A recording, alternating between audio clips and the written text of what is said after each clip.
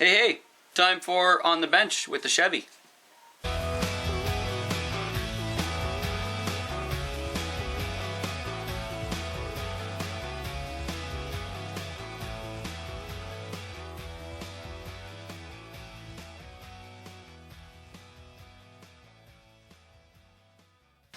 So, back on the bench today, and I want to talk about what's going on with the Chevy. There's a bunch of new things that we've been doing on this. You guys already know, I think, from other discussions we've had and stuff that we've been doing on Facebook Live, that we're using the Vitera, or the HPI Venture chassis on this one. The Venture is a pretty cool truck. In its stock form, I think you could probably wheel it for days and days and just keep rolling batteries through it one after the other. Unfortunately, we can't leave anything alone, so this used to be an HPI Venture. The only thing actually left on this that's HPI is we've got the housings are still the same. We left the frame rail, the skid plate, and the front shocks, and that's it. The rest of the HPI Venture is gone. I want to show you today kind of where I ended up with body mounting and interior and stuff, because I'm going for Class 2. Class 2 is basically the reason why I'm using this tire. I'm using a Rock Beast, Pitbull Rock Beast on it. The size is 4.45 on the spec, which puts it into Class 2. And so I wanted to use this tire, kind of like the tire. I had them already. I think I already told you this, but I used the SSD 1.9 trail wheel, or the D-hole, I guess, wheel. And this wheel was a silver wheel with, of course, the beadlock ring on it and whatnot. And I just painted them. I sprayed them gray first, like flat gray.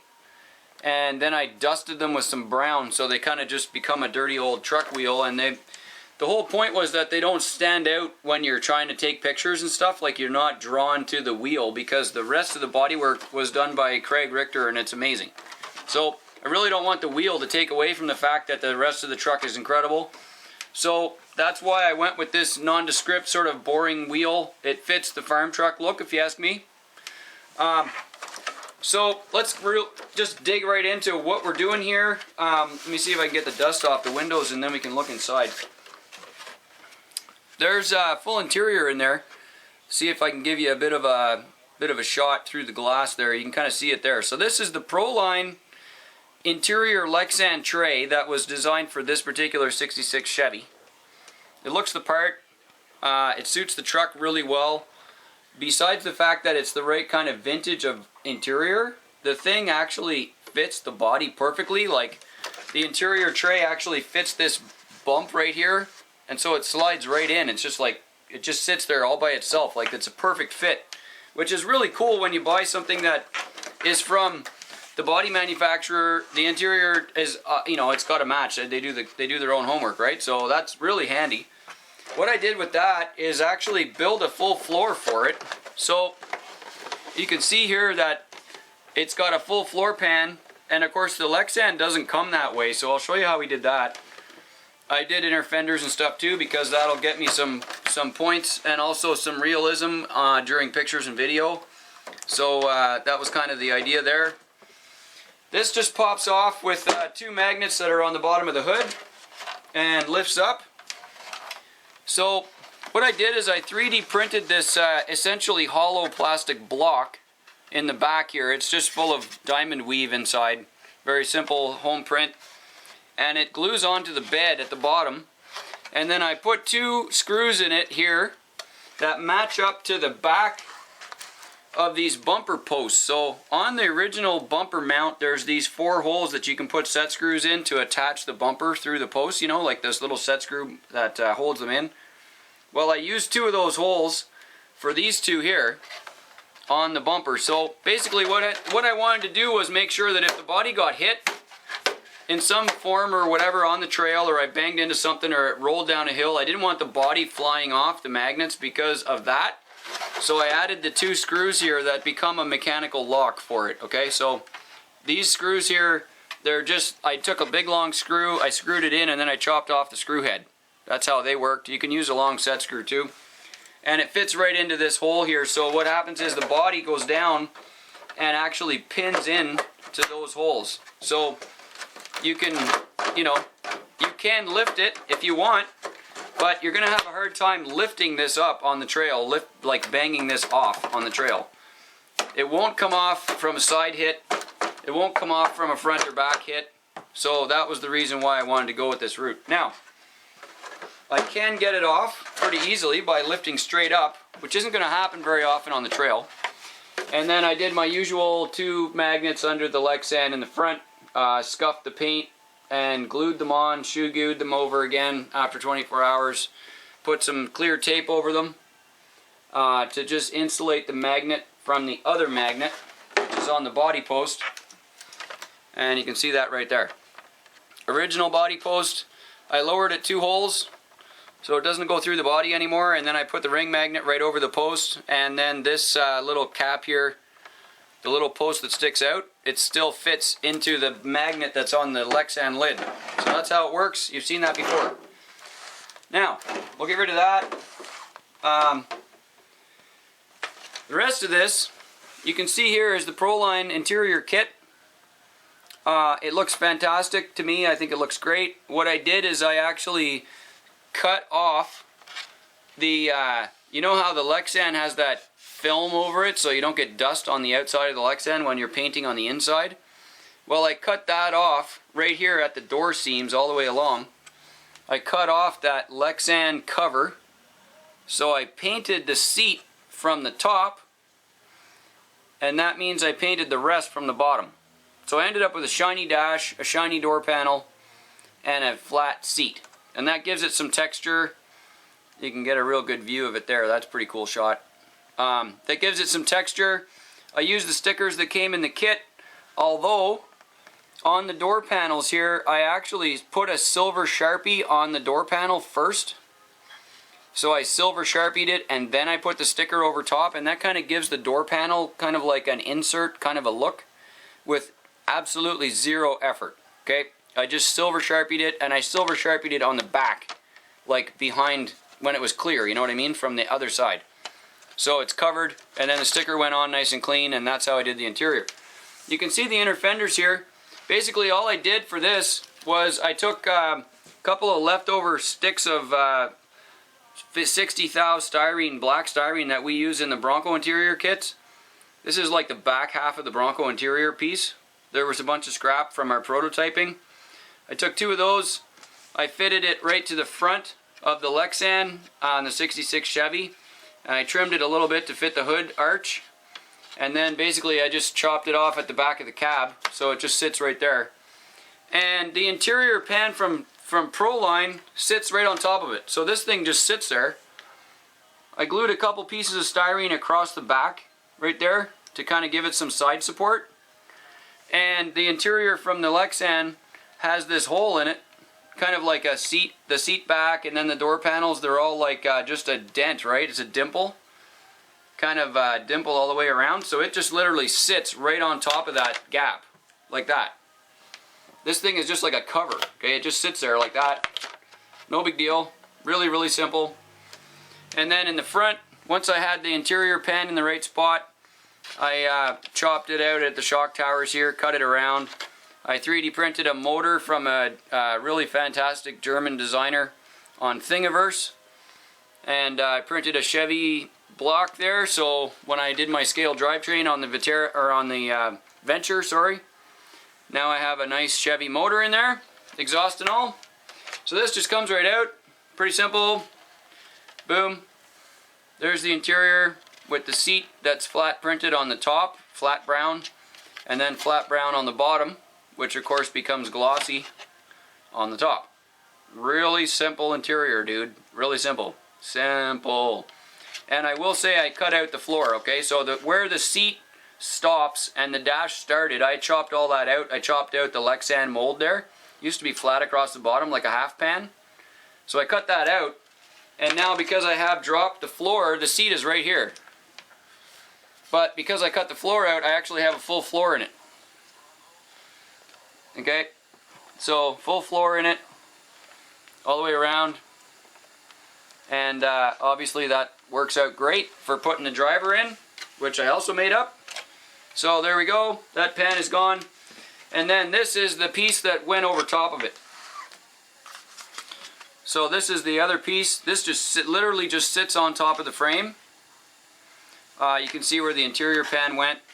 Now you're probably wondering, like, what's going on inside here? Well, what I did on the inside is, instead of actually trying to styrene in the entire tunnel over top of the transmission, what I did is I took that felt with the sticky stuff on the back, and I put one piece of felt on the transmission with the sticky side up, okay? And then I took another piece of felt on the inside and I put it over the same piece with the sticky side down, only I cut it wider. So on the bottom, I wonder if you can see this here. I'll try to get this in a way that you can see it. There, you can see it here. So this piece here is the felt, this is felt, and the two sticky sides fit together, but what I did is I made this inside piece cut smaller, so it only goes to here. And then the part that's from the top down is actually wider, okay?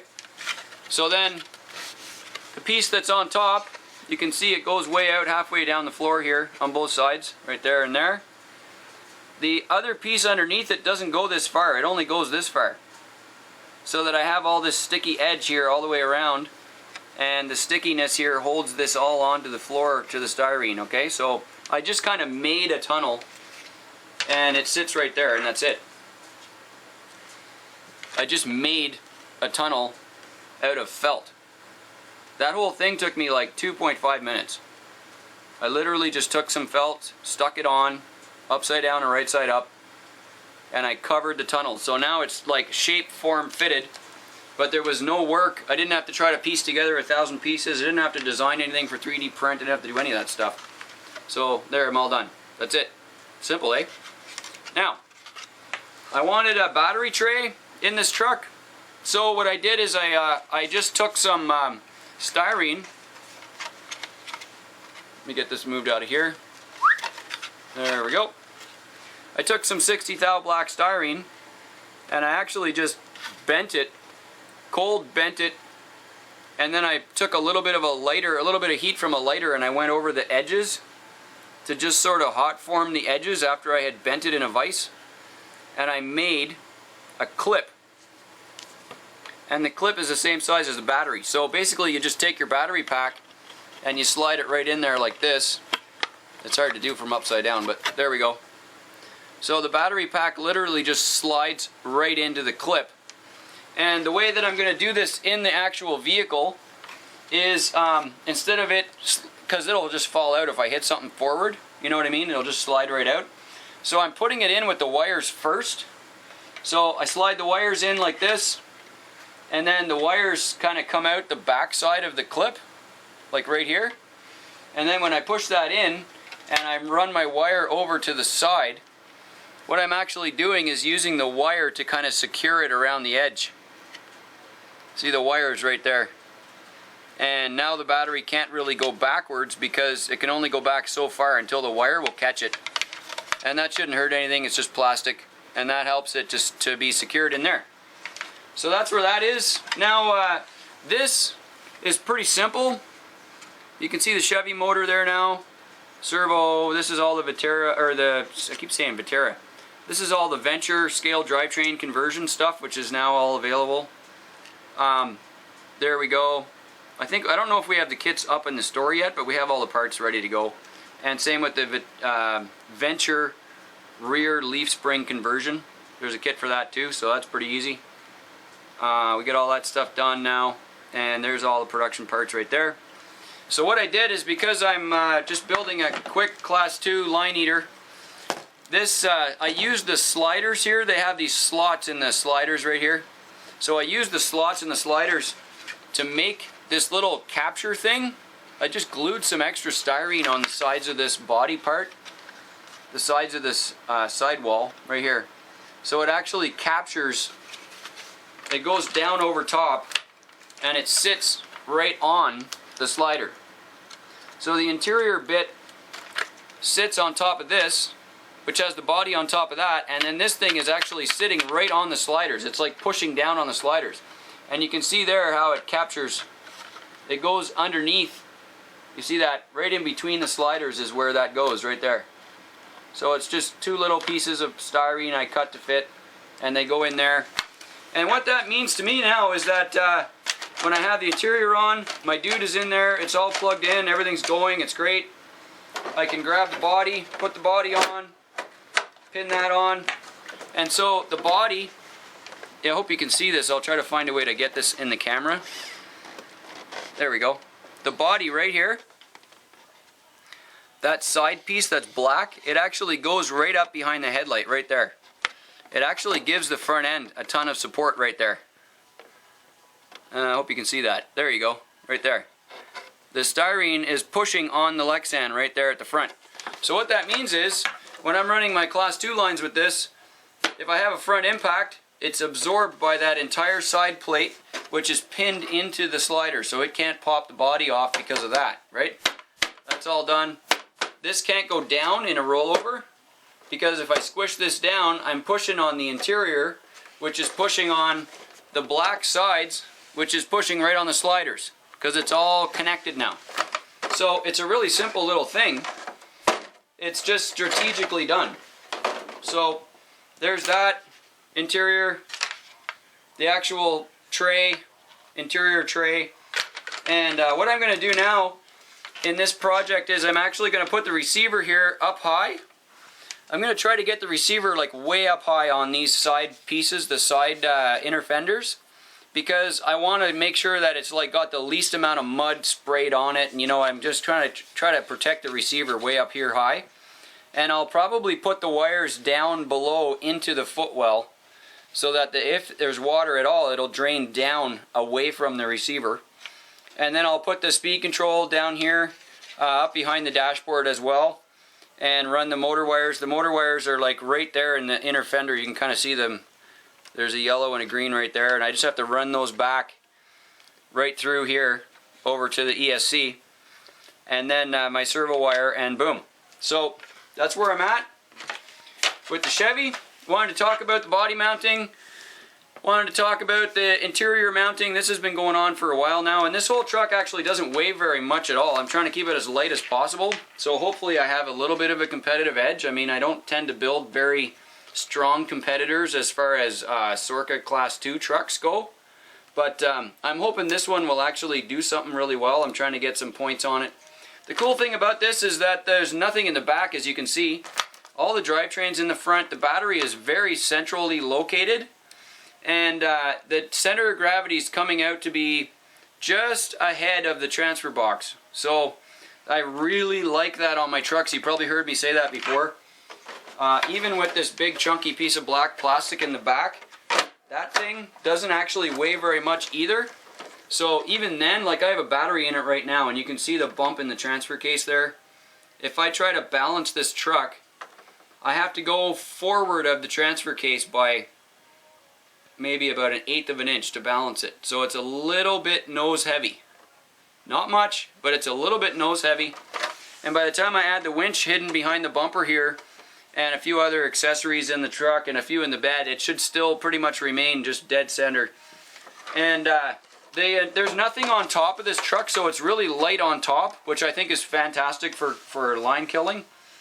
There's a Lexan tray on the top, which is super light. The seat is mid-mounted, still Lexan, and the battery's basically laying like right here inside the cabin, way down on the ground below the level of the tires, so that ought to make it side hill really well.